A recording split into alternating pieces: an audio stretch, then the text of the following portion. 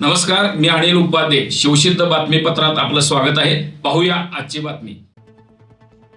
कोल्हापूर जिल्ह्यातील हातकणंगले तालुक्यातील किनी इथं प्राचीन व पारंपरिक खेळाचे जतन व संवर्धन व्हावे या हेतूने जय हनुमान पट सोंगटी मंडळ यांच्या वतीने पट सोंगट्या स्पर्धेचे आयोजन करण्यात आलं होतं. या स्पर्धेत एनजे सरकार इचलकरंजी या संघाने प्रथम क्रमांकाची रोख रक्कम 15,000 पटकावीत चषकाचे मानकरी ठरले.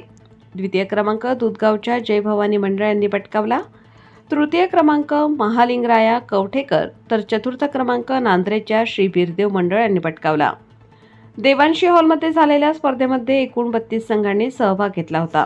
प्रथमतः किणी परिसरामध्ये झालेल्या या पट सोंगट्या स्पर्धेला मोठ्या प्रमाणात प्रतिसाद मिळाला.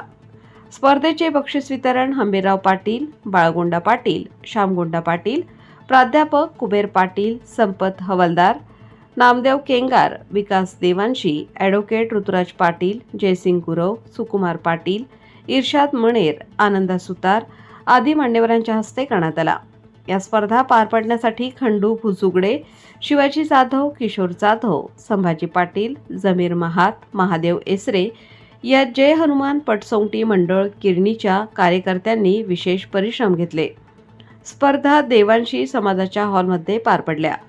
प्राचीन व पारंपरिक खेळाचे जतन व संवर्धन व्हावे या उद्देशाने व नव्या पिढीला या खेळाची ओळख व्हावी या हेतूने स्पर्धा भरवण्यात आल्या होत्या.